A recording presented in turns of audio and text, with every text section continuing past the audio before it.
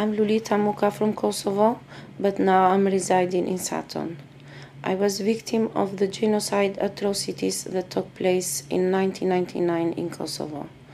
Although 10 years have passed since the terrible events, they remain clear in my head, and not a day goes by without me thinking or being reminded of them. Even now, when I visit my homeland or meet people from there, I still search for information on our friends and relatives that went missing. I want to share my story with you, and today, hopefully, together we can ensure that this never happens again. I am half Serbian on my mother's side and half Kosovan of my father's.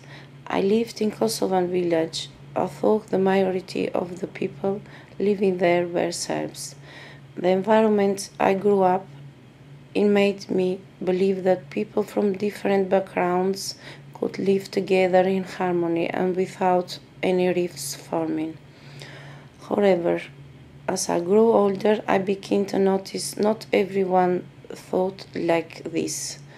One clear example is my husband's parents, who didn't want me marrying their son because of my mixed ethnicity, half Serbian and half Kosovan. Since coming to England, many people have spoken to ask me if there was always tension between Serbs and Kosovan, or did all explode at once. I've always replied that while we never imagined it, it would escalate in the full war and mass murder on such horrific levels, there was always tension. It was noticeable at work, even in schools, and as time wore on, the divide became even greater.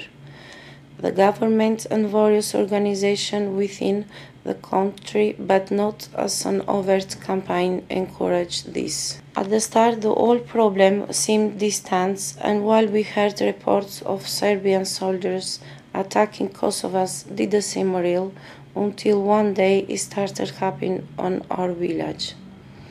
In March 1999, when the war was at its peak, my son, who was 7 at the time, went to school one day and came home bloodied and beaten.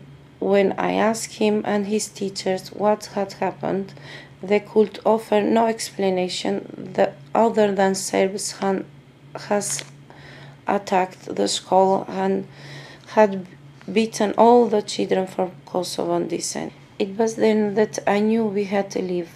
Me and my husband packed up a few of our things, took our son, and fled the village, leaving close friends we know all our lives and family behind.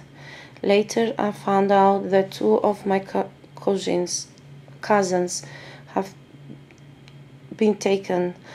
I'm still searching for them today, although I fear they may be dead with 1,000 that were murdered during the war. During our time in hiding, we came across so many women like me hiding in the forest with their children whose husbands had been killed or kidnapped. Some of these women had been raped or witnessed their husband being murdered. One of them was my close friend who has never fully recovered. Luckily, we managed to escape, as was not until the international community got involved that things gradually started to calm down.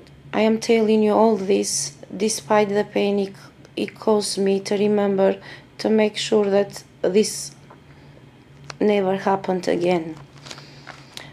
I realize now that all the things that we thought were small and magnificent, like calling each other names and not respecting each other cultural difference, made it so much easier for people to take advantage. I hope we always remember Kosovo and other like it, and keep it as a lesson and a warning for the future generations.